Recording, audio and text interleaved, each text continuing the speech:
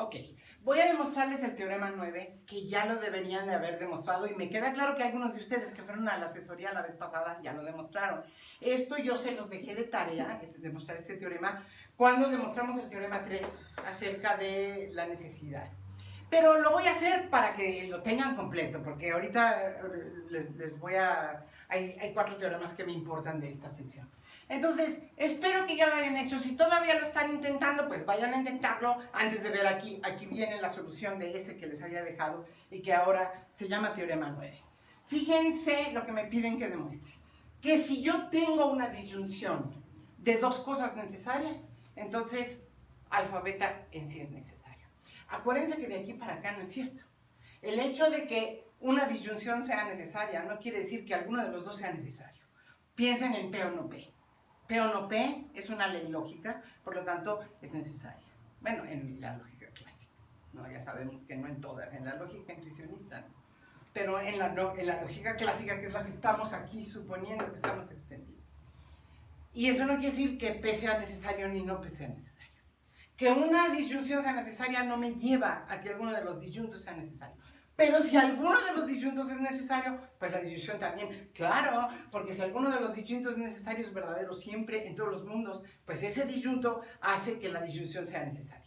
Entonces fíjense cómo lo vamos a hacer, que yo les dije, más o menos les di una pequeña ayudadita, les dije, utilicen las tautologías. Recuerden que para llegar, si nosotros queremos ver que una disyunción implica algo, basta con ver que cada uno de ellos lo implica. Entonces eso es lo que vamos a hacer. Fíjense lo que vamos a hacer. Alfa implica alfa o beta. ¿Por qué tengo derecho a poner esto? Tautología. Esta es una de las tautologías de la disyunción. De las leyes de la disyunción. Tautología, perdón. Entonces, por regla derivada 1, si tengo esto, puedo tener cuadro alfa implica que cuadro de alfa o beta. De 1 por regla derivada 1. ¿Está claro? Si tengo una implicación, le puedo poner cuadro a las dos. Ahora hago lo mismo para beta. Beta implica alfa o beta. ¿Por qué? Tautología. Hagan la tabla si no les queda claro. Si a estas alturas no les queda claro que esto es una tautología, ¿no? Claro que si pasa beta, pasa alguna de las dos entre alfa o beta. Y nuevamente, por regla derivada 1, cuadro beta implica cuadro de alfa o beta. Eso es de 3 por regla derivada 1. Entonces, fíjense en 2 y 4. Cuadro alfa me lleva a esto, cuadro beta me lleva a lo mismo, pues cualquiera de las dos que pase me lleva a lo mismo. Esa es otra tautología. Y entonces yo voy a poner cuadro alfa o cuadro beta me lleva a cuadro de alfa o beta. ¿Y eso de dónde? De 2 y 4 por tautología. ¿Qué tautología utilicé? La tautología que me dice, si alfa implica beta, alfa implica gamma, implica que beta implica gamma, implica que alfa o beta implica gamma. Esa es la tautología. Si tengo que alfa me lleva a gamma y que beta también me lleva a gamma, entonces la disyunción me lleva a gamma. Claro, porque si pasa alfa me lleva a gamma y si pasa beta también. Bueno, pues entonces cualquiera de las dos que pase, yo llego a gamma. Eso es lo que me está diciendo esto y eso es lo que tengo aquí. ¿Ok? Entonces ya acabé, ya tengo el teorema 9 como tautología. Vamos a dejarlo escrito ahí, porque ahora, basado en ese, voy a demostrar el teorema 10. Aquí lo tienen, borro. Este es el último teorema que vamos a ver en esta sesión. Teorema 10. Déjenme escribirlo para no equivocarme. El teorema 10 me dice, si una conjunción es posible, entonces las dos son posibles. Vean esto. Me dice, si yo tengo dos enunciados y la conjunción es posible, entonces cada uno de ellos es posible. Fíjense que al revés no es cierto. Porque si alfa es posible y beta es posible, Quiere decir que alfa es verdadera en algún mundo, beta es verdadera en algún mundo, pero nadie me garantiza que en el mismo mundo las dos son verdaderas. Y eso es lo que yo necesito para que la conjunción sea posible. Que en el mismo mundo se den las dos. Entonces, de aquí para acá no es cierto, pero de aquí para acá sí. Porque si yo ya sé que las dos son verdaderas en un mundo, pues entonces en ese mundo es testigo de que alfa es posible y que beta es posible. ¿Cómo lo vamos a hacer? Aquí vamos a jugar con la dualidad de la que les he hablado. Siempre el rombo con el cuadro, la conjunción con la disyunción y las negaciones, las leyes de De Morgan, son los mismos truquitos de siempre. Entonces, fíjense lo que nosotros vamos a hacer. Yo voy a agarrar el teorema 9 y lo voy a sustituir a alfa por no alfa y a beta por no beta. El teorema 9 me queda cuadro de no alfa o cuadro de no beta implica cuadro de no alfa o no beta.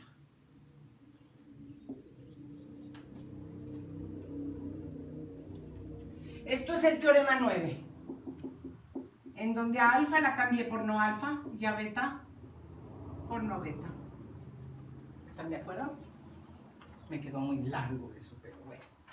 Cuadro de no alfa o cuadro de no beta implica cuadro de no alfa o no beta. Y entonces fíjense lo que yo voy a hacer. La misma tautología que les dije, si tengo una implicación, las puedo voltear de lado poniéndoles la negación. Entonces voy a poner no cuadro de no alfa o no beta implica a no es cierto que cuadro de no alfa o cuadro de no beta. ¿De dónde saco eso? De uno por tautología. Y es la misma tautología que utilizamos en los otros teoremas. Que si tengo una implicación alfa implica beta, la puedo voltear y quedarme con no beta implica no alfa. Tengo alfa implica beta, la volteo, no beta implica no alfa. Y ahora vamos a utilizar el intercambio cuadro-rombo. En vez de poner no cuadro, voy a poner rombo no.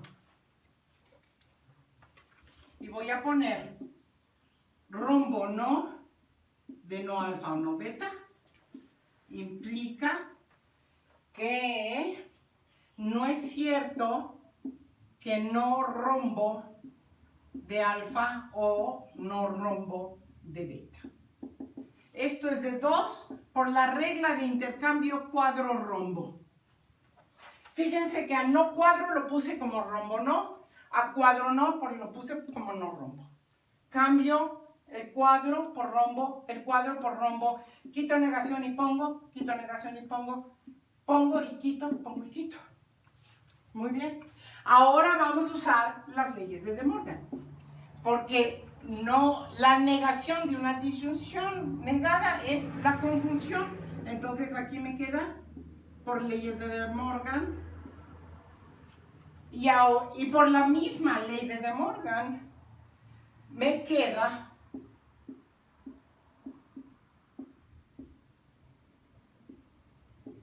esto es de 3 por tautología. Aquí pongo si quieren De Morgan. Tienen que tener muy claras esas dos, por eso se las puse en CP1 y CP2.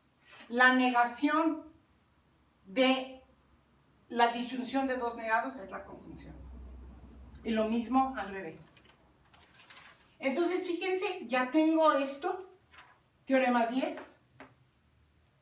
Si una conjunción es posible, entonces cada uno de los conjuntos es posible. Entonces, déjenme nada más aquí hacerles ver. Voy a borrar esto, ya acabamos demostraciones, pero nada más quiero hacerles ver 4 teoremas que me importan de esta sección, porque lo que voy a empezar a ver en la próxima clase va a ser las llamadas paradojas de la implicación. Pero fíjense lo que tenemos, fíjense los teoremas que tenemos. Tenemos el teorema 3, ay Dios mío, ya se me están acabando estos plumones. Tenemos el teorema 3 que me dice cuadro de alfa y beta es lo mismo que cuadro alfa y cuadro beta. a ver si... Tenemos el teorema 7 que me dice rombo de alfa o beta, sí, solo sí, rombo de alfa o rombo de beta. Tenemos el teorema 9 que me dice cuadro de alfa o cuadro de beta, implica cuadro de alfa o beta. Y tenemos el teorema 10, que son los que acabo de mostrar, que me dice que rombo de alfa y beta implica a rombo alfa y rombo beta. Y acuérdense cuando empezamos a ver todas las relaciones entre cuadro, rombo, conjunción y disyunción. Tenemos estas dos implicaciones bicondicionales. Es lo mismo que el cuadro de una conjunción, que una conjunción sea necesaria a que ambos sean necesarios. Eso es lo mismo. Pero con la disyunción nada más va en un sentido. Si alguno de los dos es necesario, entonces la disyunción es necesaria, pero no al revés. Y con el rombo es al revés. El que tengo bicondicional es con disyunción. Si una disyunción es posible, quiere decir que alguno de los dos es posible. Ay, me quedó peor. Y si alguno de los dos es posible, la disyunción también, ahí tengo un bicondicional. Y sin embargo, con la conjunción, ya no tengo el bicondicional. Solamente tengo para un lado. Que si una conjunción es posible, ambos conjuntos son posibles. Pero de que ambos sean posibles, no puedo llegar a nada. Entonces, fíjense que ya lo tenemos demostrado todo. Lo único que me falta es demostrar que no se vale la flecha de regreso. Eso necesitamos los marcos de Kripke y la semántica para demostrar que estas dos, porque fíjense lo que tengo que hacer, que la flecha para acá no es demostrable. Es mucho más difícil demostrar que algo no es demostrable, porque tengo que ver, es una afirmación general. Ninguna lista finita, ninguna posible aplicación de las reglas me va a llevar a eso. Entonces, eso nos queda pendiente. Pero quiero que se den cuenta que nuestra intuición, así básica, acerca de la posibilidad y la necesidad, ha sido rescatada en la teoría T. Esto es bueno que lo tengamos, esto es bueno que lo tengamos, y es bueno tener estas dos flechas y no tener las contrarias. Lo que voy a ver en los siguientes videos es las llamadas paradojas de la implicación, que son producto de la tabla de verdad que dimos para la implicación material. Aquí tenemos una implicación más fuerte y uno se podría preguntar, si con esa implicación más fuerte me evito las paradojas de la implicación. Eso es lo que vamos a ver después. Por lo pronto, aquí le dejamos. Muchas gracias.